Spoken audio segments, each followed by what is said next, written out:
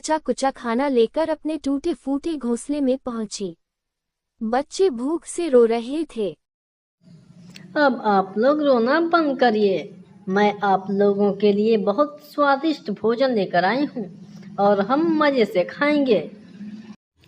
हम लोगों के लिए आप कितना मेहनत करती हैं, हम आपके लिए कुछ भी नहीं कर पा रहे हैं।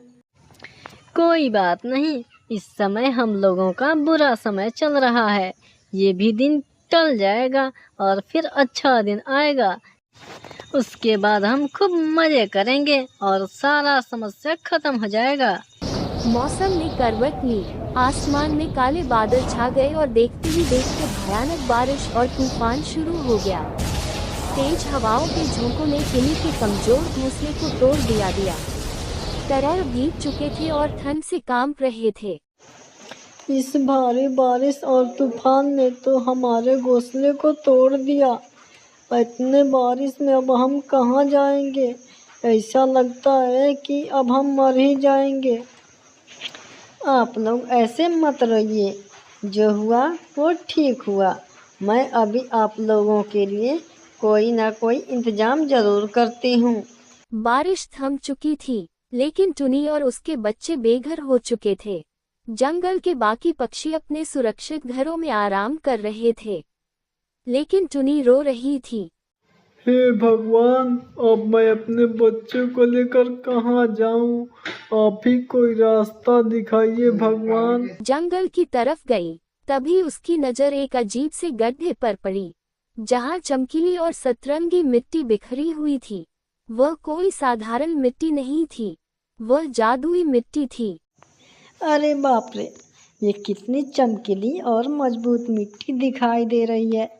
क्यों नहीं मैं इससे अपना घर बना लूं।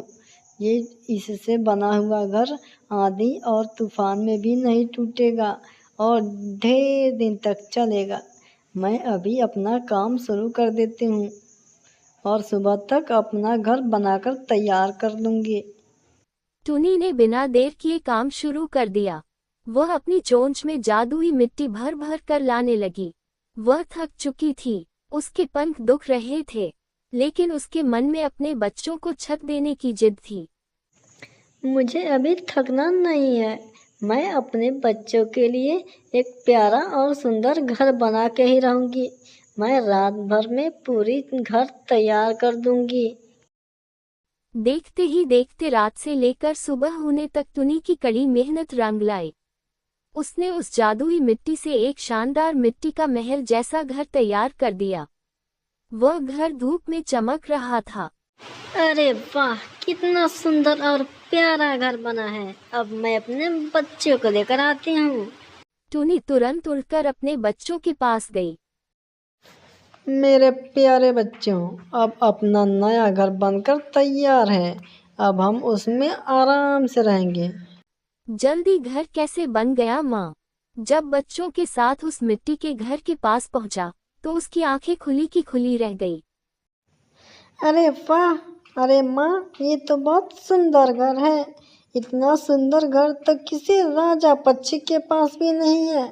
आखिर इतना सुंदर और अद्भुत घर आपने बनाया कैसे? बच्चों, ये सब मेहनत और भगवान की कृपा का कमाल है।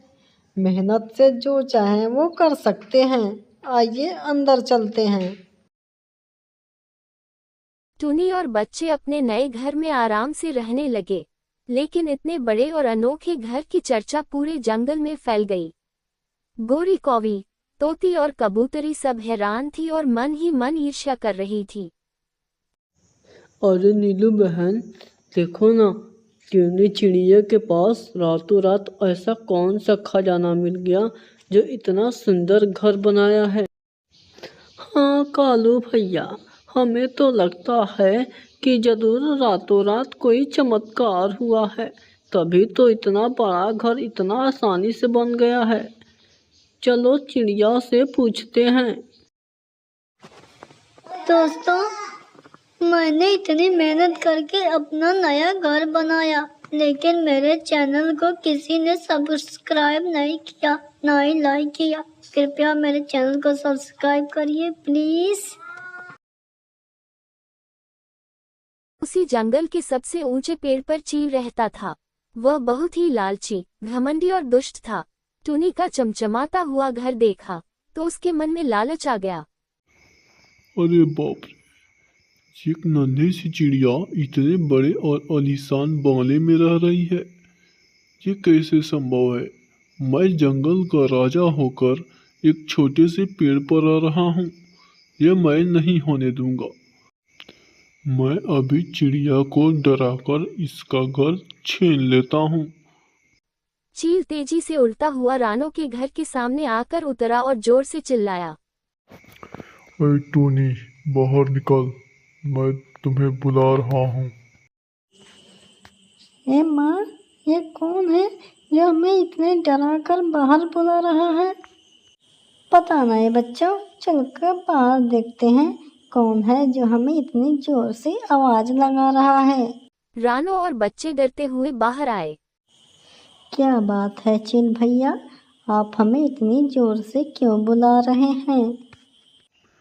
देखो चिड़िया, तुमने जिस जगह पर घर बनाया है वह जमीन मेरी है, इसलिए यह घर भी मेरा हुआ। तुम सभी यहाँ से चले जाओ, नहीं तो मैं तुम लोगों को जिंदा चबा जाऊंगा। देखिए चील भैया, मैंने रात भर खून पसीना एक करके बहुत मेहनत से यह घर अपने बच्चों के लिए बनाया है।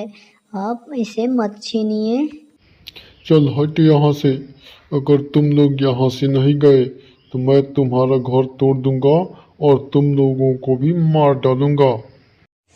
मैंने ये घर बहुत मेहनत से बनाया है। हम किसी भी कीमत पर यह घर छोड़कर नहीं जाएंगे।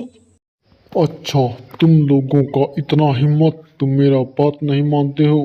मैं तुम लोगों का घर अभी तोड़ देता हूँ। ने अपने बड़े बड़े पंख फैलाए और पूरी ताकत से उस मिट्टी के घर पर झपट्टा मारा। उसने अपने मजबूत चोंच और नुकीले पंजों से घर की दीवार पर वार किया। लेकिन धड़ाम, जैसे ही चील के पंजे जादुई मिट्टी के घर से टकराए, घर को तो एक खरोच तक नहीं आई, बल्कि एक जोरदार जादुई झटका लगा और भुल्ला चील दूर जाकर एक कंटीली झाड़ी में जा गिरा। आह, मर गया। ये मिट्टी के घर है या पत्थर का दीवार? मेरा तो पंख ही टूट गया, इतना जोर से चोट लगा। मिट्टी दुष्टों के लिए वज्र जैसी मजबूत हो जाती थी। चील ने हार नहीं मानी। अरे बाप रे, यह तो कोई जादुई घर लगता है। अगर जिंदा रहना है तो भागना पड़ेगा। भागो यहाँ से। अपनी जान बचाकर वहां से हमेशा के लिए भाग गया। दूर पेड़ पर बैठी गोरी कौवी, तोती और कबूतरी ये सब देख रही थी। उन्हें समझ आ गया था कि ईमानदारी और मेहनत की ताकत के आगे कोई भी लालची टिक नहीं सकता। टुनी, मुझे माफ कर दो। मैंने हमेशा तुम्हारी गरीबी का मजाक उड़ाया। तुम्हारी मेहनत और सच्चाई ने तुम्हें इतना बड़ा इनाम दिया है। तुम सच में बहुत बहादुर हो। संकट के समय रोने से कुछ नहीं होता, मेहनत करने से रास्ते अपने आप बन जाते हैं। अब टुनी चिड़िया और उसके बच्चे अपने उस मिट्टी के घर में हमेशा के लिए सुरक्षित और खुशी खुशी रहने लगे।